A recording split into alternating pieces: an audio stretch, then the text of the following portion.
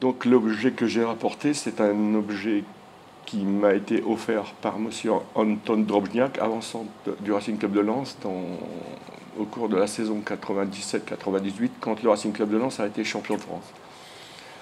Donc j'étais facteur et il habitait dans ma tournée. Donc nous avions sympathisé. Et M. Drobniak, quand Lens a été champion de France, m'a offert le short et le maillot du Racing Club de Lens. Car au cours d'un... Je vais vous raconter une petite anecdote.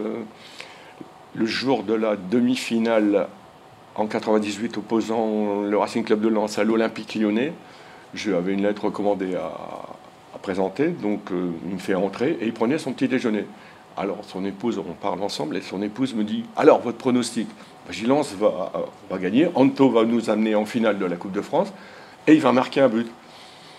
Donc Lens a gagné, mais Anto n'a pas marqué de but. Mais il a tiré sur le poteau, ou la barre, je ne me souviens plus très précisément.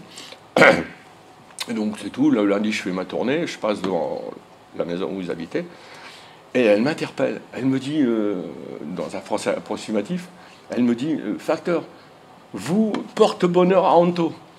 Anto dit revenir tous les samedis. » Donc le samedi matin, il m'attendait, il m'ouvrait, tout était sécurisé, il m'ouvrait, et je l'ai discuté avec lui, et puis je disais, bon, alors on parlait du match, enfin bref, quoi. Donc il y avait un réel climat de sympathie entre nous, et puis donc il y avait des gamins dans ma tournée qui me demandaient si je pouvais prendre les maillots qu'il y avait, eux, pour les faire signer par Anto Drobniak. Donc j'ai pris un maillot, j'ai demandé à Madame Drobniak, elle m'a dit mais vous inquiétez pas, il n'y a aucun souci, Anto. Donc le lendemain, je repasse, elle me dit mais il est parti avec à l'entraînement. J'avais pas trop compris, je dis tiens. Donc je repasse, elle dit il sera dans la boîte aux lettres, le maillot vers 12h30. Je repasse, je prends le maillot, je rentre, je ne prête pas attention à rien du tout. Il y a le gamin qui vient sonner à la maison à 1h30. Il me dit Jean-Paul, tu as mon maillot? Je dis oui, j'ai ton maillot. Je donne le plastique avec le maillot. Il ressonne. Je dis qu'est-ce qu'il y a, Julien? Julien. Je dis qu'est-ce qu'il y a, Julien?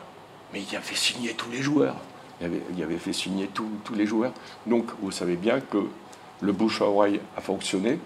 Et j'avais 2 ou 3 maillots par semaine. Donc je lui ai demandé si ça ne lui dérangeait pas. Il m'a dit non, tu mets dans la boîte. Moi, ça ne me dérange pas. Donc d'où le cadeau après. Et puis voilà quoi.